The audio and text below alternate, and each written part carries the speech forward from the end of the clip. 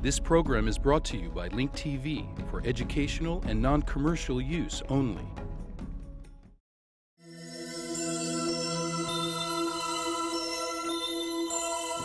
Mosaic, a daily news program from Link TV, presents a selection of news reports from independent and state-controlled broadcasters from throughout the Middle East.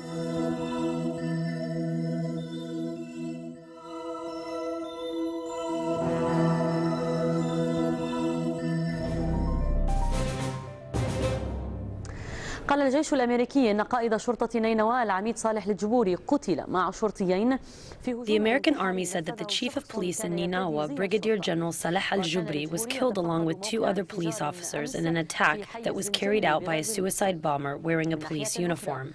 Al-Jubri was inspecting the site of another explosion in the Al-Zinjal area in western Mosul. Meanwhile, the number of those who were killed in the explosions have risen to 34 killed, and the number of those who were injured has risen to 24. According to the Iraqi police, the explosion was caused by a trap that was intended for the Iraqi forces. One of the detainees said that the building exploded as soon as the police arrived to inspect it. However, the leader of the American forces in northern Iraq said that the explosion in the building was caused by a roadside bomb that was found by Iraqi soldiers. في انفجار هائل داخل المبنى.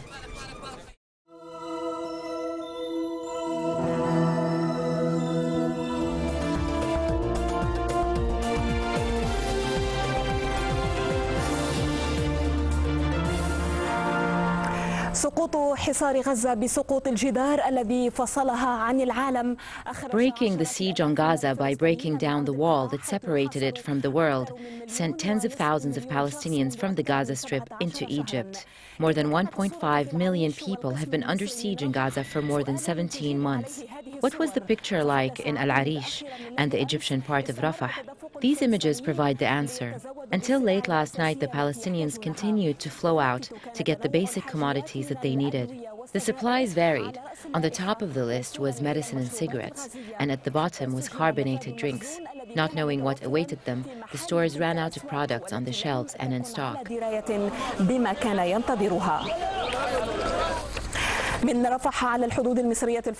Joining us from the Palestinian-Egyptian border at Rafah is our correspondent Ahmed Al-Kilani. Ahmed, you were among the first people who went into the Gaza Strip. What's the situation after the partial break of the siege? And is the flow of Palestinians going across still as strong as yesterday? يعني سعاد ربما لم يعد من الواضح الآن من الغريب ومن صاحب البلد فكل الناس الآن هم أصحاب البلد. Well, Suad, it's no longer clear who's a local and who's from out of town. They are all now from the same country. Yesterday I went into Gaza, and here I'm today crossing over again. It's hard to describe the feeling, how borders between countries could be so easily broken by stepping over a broken wall. The situation here in Gaza is orderly chaos, but everyone is happy about this chaos. Both in Palestinian Rafah, where I'm standing, and in Egyptian Rafah, where I was only minutes ago. You can see cars heading to Palestinian Rafah on the screen, but these images are only a small part of what's happening. In Egyptian Rafah, one can hardly see 1 foot of the ground on the streets leading to the city. Early in the morning, I talked to one of the officials in the Arish district. I asked for his estimate on the number of Palestinians. He estimated about 10,000 in Arish and about 40 to 50,000 in Egyptian Rafah. But according to our observations, the numbers are much greater than that. لكن مشاهداتنا تؤكد أن هذه الأعداد أكبر من ذلك بكثير. When you were passing through Al Arish, what did you see the Palestinians buying, and is there a continuous supply of stock in the stores? يعني هناك حالة من الإقبال الشديد بالذات على سلع معينة مثل الوقود السولار. There is a high demand on particular products like fuel, petrol, benzene, medication, food, and even sheep and goats. The roads from Egyptian Rafah are filled with caravans transporting back these things into Gaza. The supplies in Egyptian Rafah are dwindling, and to some degree in Arish also. Some supplies have run out, but there are also supplies coming from nearby districts. لكن هناك أيضا عندما كنا يعني نأتي إلى العريش حركة إمداد ضخمة جدا من. There are many cars in Egyptian Rafah with license plates from nearby towns, and some even as far as Cairo and part of Al Said. trade. This shows commercial exchange and transportation on a large scale. Of course, all this movement is unorganized and somewhat chaotic, but it's a chaos that is making everyone happy at this time. Thank you, Ahmed. The city of Gaza is almost empty after the siege was breached. The Rafah crossing is the most active area, with merchants returning with their merchandise and people crossing to get a taste of freedom after so many years. Some people reunited with their loved ones across the border, returning with their news. But for the people in Gaza, this is only a temporary respite. Gaza is still surrounded. Fuel is allowed in as if only with a dropper, and no one feels safe from being targeted by Israel. Zuhair Saqalla reports from Gaza. Movement does not seem normal on the streets of Gaza. This is not a holiday, but the majority of people found crossing into Egypt see it as an opportunity to breathe. Some people spent the night between the two cities of Rafah and the Egyptian Arish. Others headed out in the early hours of the morning. Those whose goal was commerce returned to Gaza carrying all they could. People went to get food and supplies for their children. There is nothing to eat or drink in Gaza. People are bored. People want to see what Egypt is like. It is false to think that Gaza is free from the siege or that its people are no longer at risk. The border with Egypt will not stay as it is today, but something is better than nothing. There is still a long road ahead, and it is important to stop and catch one's breath before continuing. Opening the border crossing right now keeps people busy for a couple of days, 3, 4, a week. This does not mean the siege over Gaza has ended. Many young people left to get a change of scenery, but the main reason was to stock up on basic commodities. This joy has not made people forget Israel's insistence to supply Gaza with fuel as if with an eyedropper. They fear the occupation will cut off all their supplies, as they often threaten to do. Freedom, even if only partial, is desired in Gaza.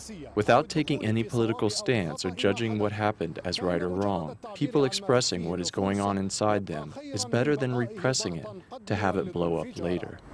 زهير ساقلة تلفزيون دبي غزة.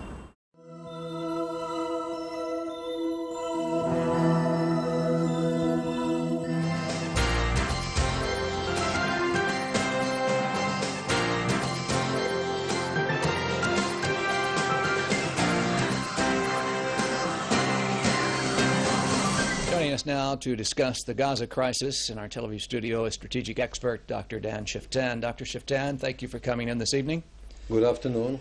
Hosni Mubarak, the president of Egypt, said today he wished the Gazans would go home, but we also heard the deputy defense minister in Israel say that it might be a good thing if Egypt takes over responsibility for the Gaza Strip from Israel. Is that a serious proposition? It is a very serious proposition, but I doubt if the Egyptians would want to have it for two reasons. The first is the Egyptians want to make Israel miserable in the Gaza Strip, as in many other things. We must remember Egypt not only behaves irresponsibly in this particular case, but the Egyptian behavior is constantly irresponsible. I wouldn't say Egypt is a failed state, but when it comes to its treatment in the Gaza Strip or the Palestinian issue in general, Egypt is behaving very irresponsibly. So the Egyptians first don't want the Palestinians in Egypt, and therefore I don't think they will accept this idea. And second, they don't want anything that Israel can be comfortable with, because they're using the Palestinian issue against Israel. And the interesting point is that the Egyptians know that what is happening in the Gaza Strip now is not only bad for Egypt, but specifically bad for the Egyptian regime, for Mubarak's regime. But they cannot control the radicalism of its own public opinion inside Egypt, and therefore they're helpless when it comes to dealing with the Palestinians. The Egyptians see, and unfortunately this is happening not just in the Middle East, it's happening in public opinion throughout the world, that the Palestinians have again learned how to use the misery of the population as a weapon of mass destruction against Israel. In other words, the population supports Hamas and Hamas sends rockets. I mean, it's not as if the population is innocent and they have nothing whatsoever to do with it, and you have a foreign element like Hamas coming in and taking over. They have the support of the population, and then when Israel tries to deal with it in very moderate measures, then they bring up, oh, look at what is happening to the Palestinian population. Dr. Shiftan, it seems, though, that the big winner in the situation is Hamas. They apparently planned blowing up the border with Egypt for months now. Wouldn't you agree with that they came out of this as the big winners? Only if you look at it in a very narrow perspective, and only if Israel is stupid enough to stop putting pressure on the Gaza Strip. Yes, if you look at the last 2 days, the Hamas has won because the media throughout the world are buying the charade that Israel is somehow using illegitimate measures against the Gaza Strip.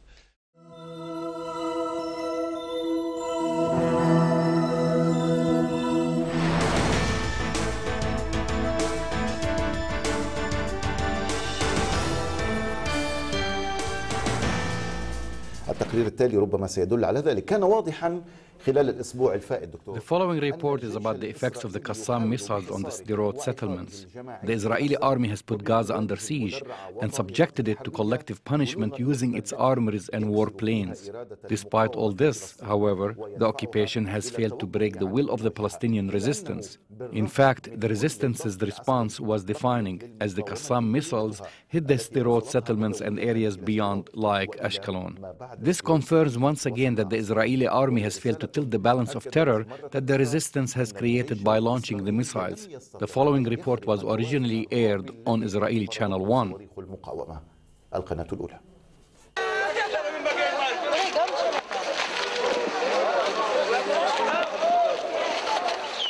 No one in Sderot can pretend to know what will happen upon receiving news reports about the killings in Gaza.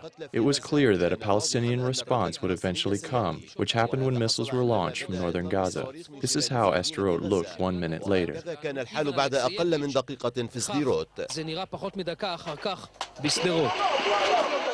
Close the door, close the door.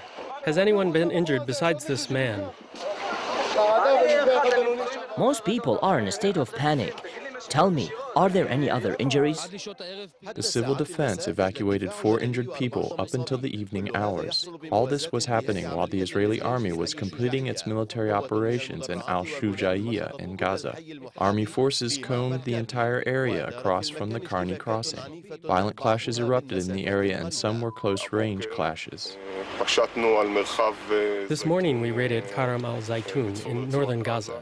The main objective was to hit cells that were responsible for launching missiles on settlements near Gaza. For the second time in 1 month, the Palestinians launched Grad missiles towards the city of Ashkelon.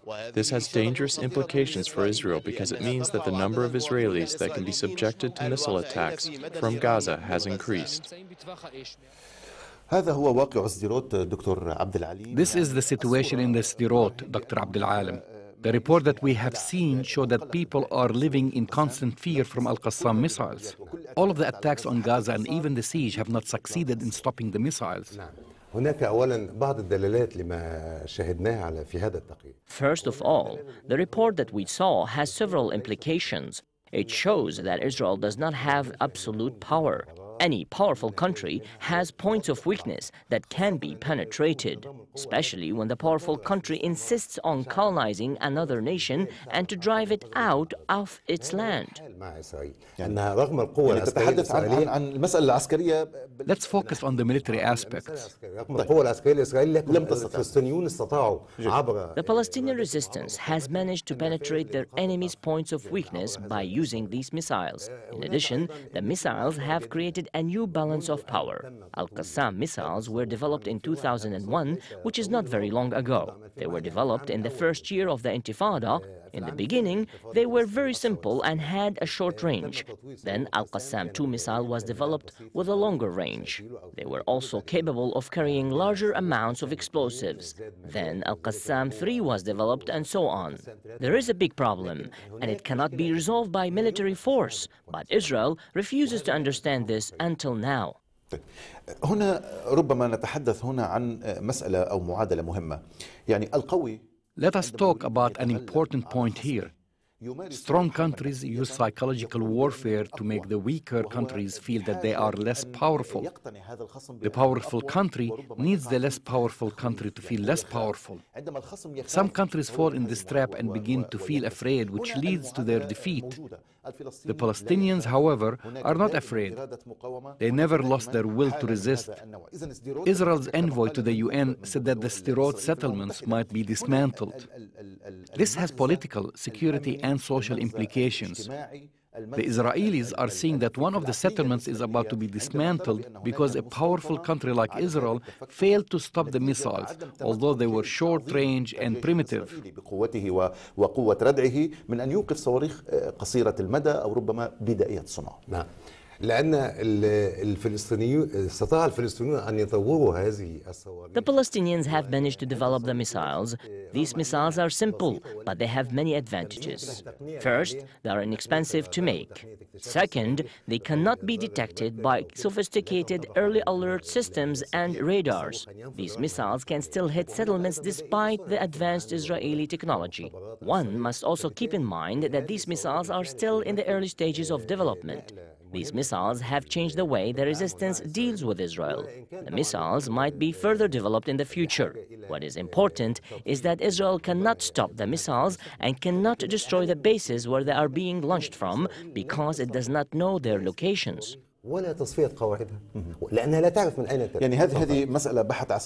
This is very dangerous. These missiles are a threat to the Israelis' internal security and even their continued presence in Palestinian lands. The missiles has also affected immigration. We have seen that Israel has been experiencing reverse migration. You are precisely right. The traditional Israeli defense strategy was to move the battle to enemy areas and end it to its advantage as quickly as possible. Now, this defense strategy has collapsed. Israel has not been able to stop the missiles in the past 3 years, and areas deep inside it are now being threatened by the missiles.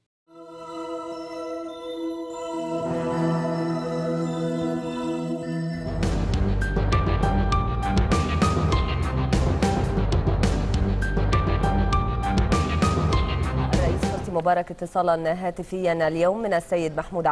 Hosni Mubarak received a phone call from Mr. Mahmoud Abbas, the president of the Palestinian National Authority, and they discussed Egypt's efforts to contain the humanitarian crisis in Gaza.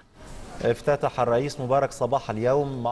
morning, President Mubarak opened the 40th Cairo International Book Exhibit with the participation of 28 Arab and foreign countries.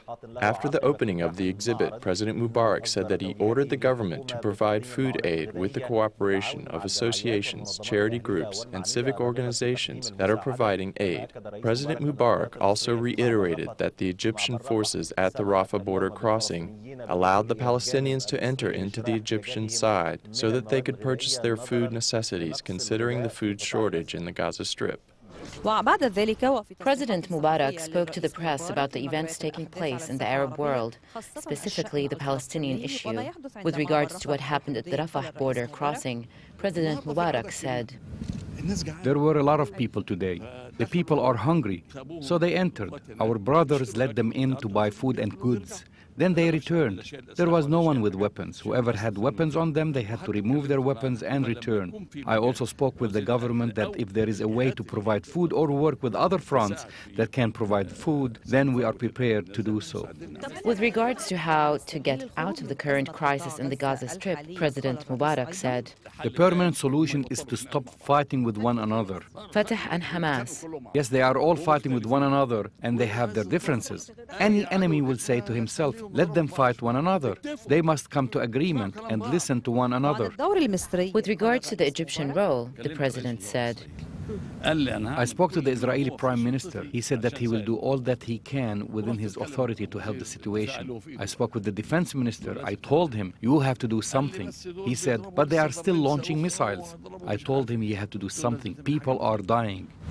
With regards to the Lebanese presidential elections, particularly amidst the visit to Egypt by the Lebanese Prime Minister, Fouad al-Sanyura, the initiative was the best that had surfaced. The American offered an initiative. The Europeans offered an initiative. The French offered an initiative, but it did not work. The Arab League also offered an initiative, but it also did not work. Although it was fair, the conflict has now become personal.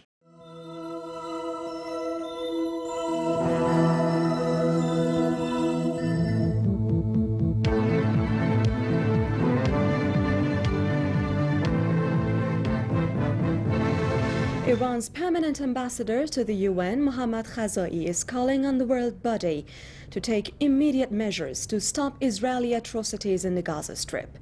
In separate letters to UN Chief Ban Ki-moon and Chairman of the UN Security Council, Giadala Etali, Khazai said, what is going on in Gaza is the blatant violation of international rules and regulations and has caused deep concerns for the world nations. A host of Iranian university students gathered outside the UN headquarters in Tehran to condemn the brutal acts of the Zionist regime of Israel against defenseless Palestinians in the Gaza Strip.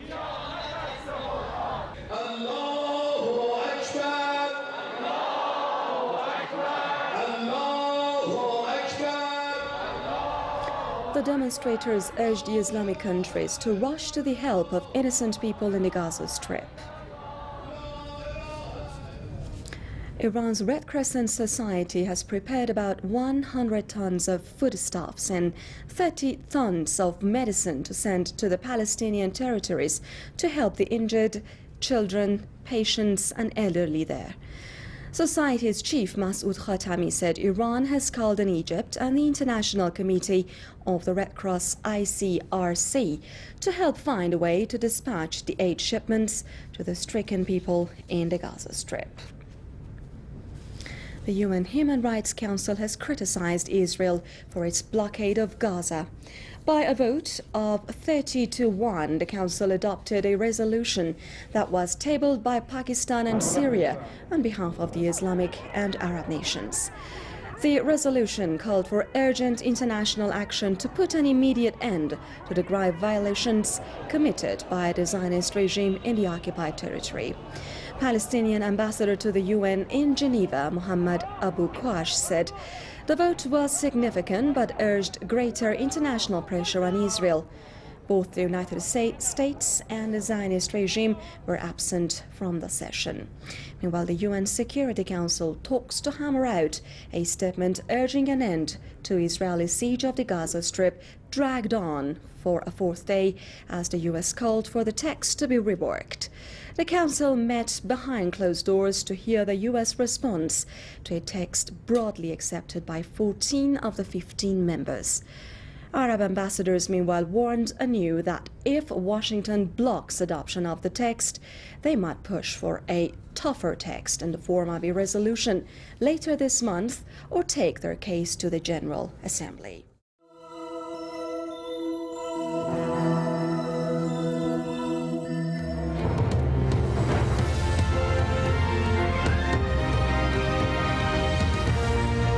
Afghanistan's government is worried that without supervision, the country's religious schools, known as Madrasas, could become a breeding ground for a new generation of Taliban fighters. That's why Kabul's trying to reform the Madrasas by encouraging them to teach other subjects as well as religion. But efforts to build state-sponsored schools are hampered by a shortage of funds and resistance from the mullahs, Islamic teachers. Zaina Khoda filed this report from Khost, part of our week-long coverage from the Afghan province.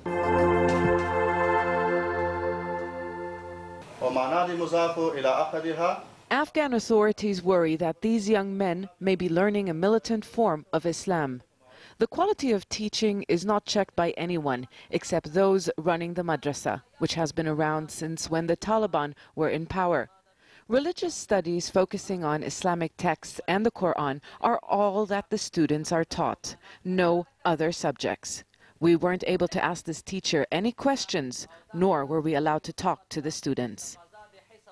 Many madrasas like this one do not operate under government control. The authorities would like that to change by bringing these religious schools into the state system, but that will not be easy.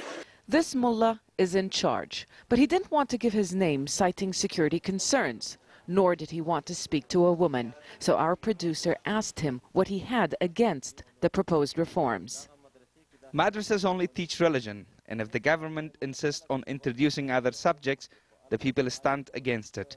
The government thinks madrasas teach terrorism. They don't. There's a difference between terrorism and jihad. They should stop raiding our madrasas and arresting students. A curriculum based on religion doesn't make a madrasa radical or militant. But here, in the southeast of Afghanistan, the madrasas are influenced by those across the border in Pakistan. Many of Taliban's fighters hail from Waziristan in Pakistan, where they attended the local madrasas. And that is why the authorities are suspicious. Because these schools are not registered, we don't know all the students. And that's why sometimes they arrest the wrong people. Because of the misleading information, they create a big gap between the madrasas and the government and the U.S. forces. The U.S. military says it has not searched a madrasa in Khost province during the last 10 months, but does support Afghan forces when they carry out raids to arrest suspected fighters. There are, of course, some extremists inside madrasas, but individually, religious education is part of the Islamic Republic. We're helping the government build madrasas. And so, as the government struggles to fund the building of regulated state schools, madrasas like this one are expanding through donated money, offering free education, room and board to over 1,000 students from Khost province. And it is a battle for the minds of the next generation that the government must win to deny the return of the Taliban. Zana Khudr, Al Jazeera, Khost, southeastern Afghanistan.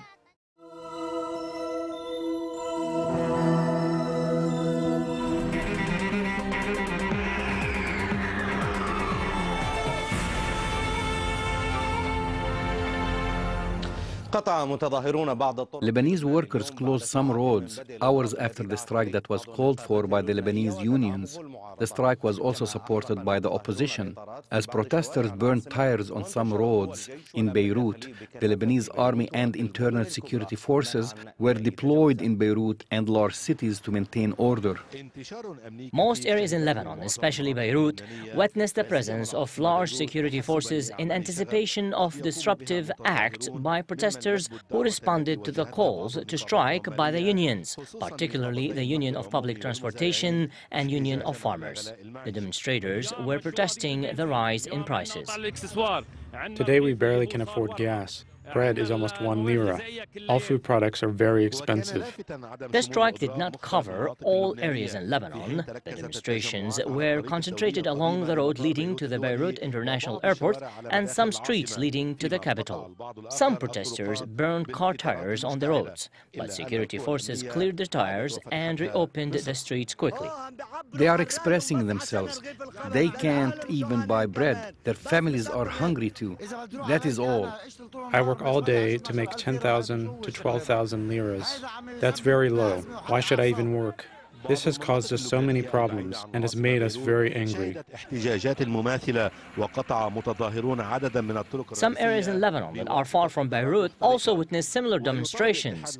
Protesters closed some of the main roads by burning car tires on them. The General Workers Union is demanding an increase of the minimum wage from $200 to $600 a month. The ruling majority has accused the opposition of using the Workers Union to organize this strike. However, the General Workers Union said that the strike is peaceful and denied that it was motivated by any political group. The strike ended peacefully, but this might be just the beginning, especially considering the very difficult economic and political situation in Lebanon. Adnan Ghannouch, Al-Arabiya, Beirut.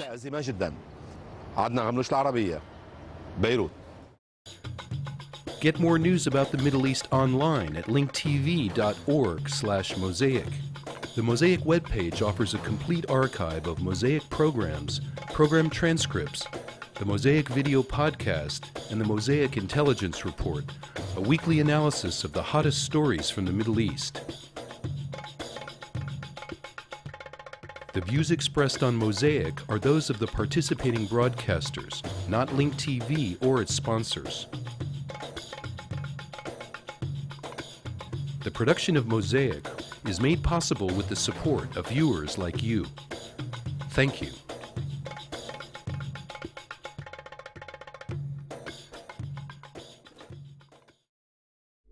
This program was brought to you by Link TV for educational and non-commercial use only.